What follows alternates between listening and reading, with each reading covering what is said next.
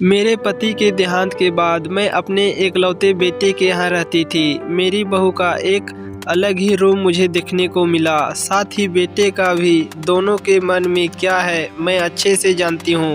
वो चाहते हैं कि मैं वृद्धाश्रम चली जाऊँ। उनके जाने के बाद मुझे यह सब देखना और सुनना पड़ेगा, इसका मुझे अंदाज़ा भी नहीं था। पर मैं मन मान कर अपने बेटे और बहू की बातें सुनकर भी यहाँ रहती हूँ, क्योंकि मुझे मेरे पोते और पोती दिखाई देते हैं। उनकी झलक पाकर मुझे सुकून मिलता है। घर के बाहर एक टीन की झोपड़ी में रहती हूँ। मेरी बहू को कोई दिक्कत नहीं हो, इसलिए मैं घर के बाहर रहती हूँ। बेटे ने थोड़ी मेहरबानी की है तो ऊपर टीन की चादर लगवा दी है। समय समय पर थोड़ा राशन दे देता है तो मैं अपना बनाकर खा लेती हूँ। मैंने अपने बेटे को कह दिया है कि मेरी वजह से उन दोनों को कोई प्रॉब्लम नहीं होगी। बस मुझे यहीं रहने दे, इसी घर में मुझे मर जाने दे। मैं बस यही चाहती हूँ। मैं अपने आप को खुशकिस्मत समझती हूँ कि मेरे बेटे और बहू कम से कम मेरे लिए इतना तो कर रही हैं। मेरा बेटा सुबह 9 बजे नौकरी जाता है और बच्चे भी उसी समय स्कूल जाते हैं। फिर शाम को 6 बजे मेरा बेटा वापस आता है। बच्चे 3 बजे आते हैं। उन्हें आते आते निकलते देख मुझे बड़ा सुकून मिलता है। मेरे पति के दोस्त जब कई दिनों बाद आए, मुझे उन्हें देखकर अच्छा लगा। उनका हाल भी मेरी तरह ही था। बच्चे अब उनसे भी परेशान थे। आकर मेरे पास अपना दुखड़ा रोते थे और उन दिनों को याद करते थे। बुढ़ापा हम जैसों को बहुत रुलाता है। उनकी पत्नी का स्वर्गवास हो गया था और उन्हें चलने फिरने में समस्या थी, इसलिए वो तो अपना खाना भी नहीं पाते थे। मेरे पास आए तो मैं समझ गई कि यह अपनी मुसीबत में चलकर पुराने दोस्तों के यहाँ चाय और खाने की चाह में ही आते होंगे। उनकी भी अपनी मजबूरी थी। वो आए तो मैंने उसके लिए खाना बनाया और उन्हें खिलाया। मना कर रहे थे नहीं खाना, लेकिन मुझे पता था कि उनको भूख लगी है। बहू ने खाना नहीं दिया। मेरी बहू ने मुझे और उन्हें खाना खाते देख लिया। वो कुछ भी ना बोली। ऐसे ही वो यहाँ 2-3 बार आए।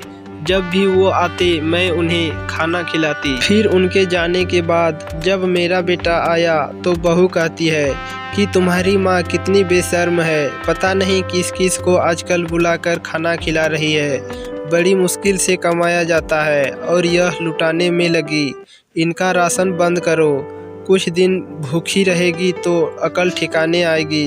मैंने कहा कि मैं अपने हिस्से का उन्हें खिलाती हूँ। तुम्हारे पिता के पुराने मित्र हैं। फिर भी बहू का उल्टा सीधा बोलना शुरू रहा। घर के बाहर रहकर उनको आज़ादी मिल गई है। पता नहीं क्या क्या करती है।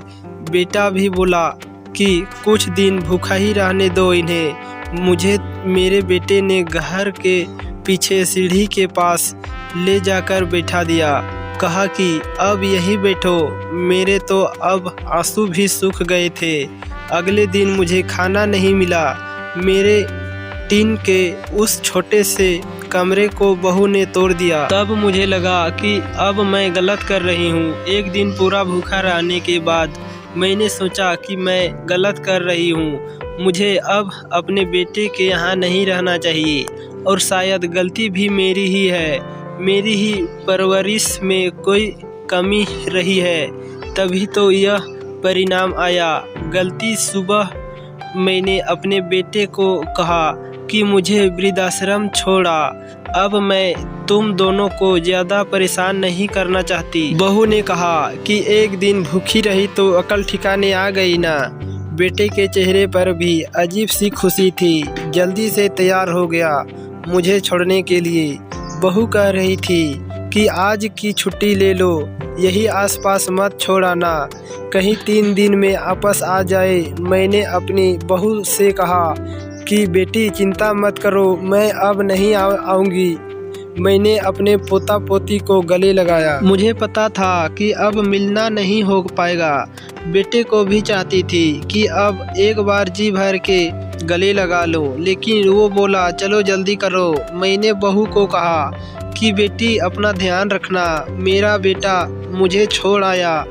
वहाँ आकर मैंने देखा कि मेरी तरह कई हैं, छोड़े दिन उदास रहते हैं, फिर सच को स्वीकार कर लेते हैं। मैं अब यहाँ खुश हूँ, कुछ काम भी करती हूँ। मैं चाहती हूँ कि ऐसा कहूँ कि ऐसा किसी के साथ ना हो, लेकिन ऐसा कब किसके साथ हो जाए कोई बता नहीं सकता।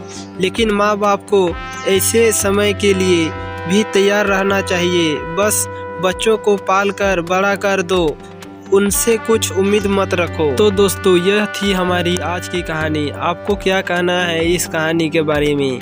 क्या ये कहानी सही है? कमेंट करके हमें ज़रूर बताइए। वीडियो को लाइक कर दीजिए और इसी तरह के इंटरटेनमेंट कहानियाँ लगातार सुनने के लिए हमारे यूट्यूब चैनल को सब्सक्राइब करके साथ ही घंटी को दबाकर ऑल पर सेट कर लीजिए, ताकि हमारी आने वाली वीडियो का नोटिफिकेशन आपके पास तुरंत पहुंचे। तो दोस्तों, मिलता हूं आपसे अगले वीडियो में। तब तक के लिए धन्यवाद।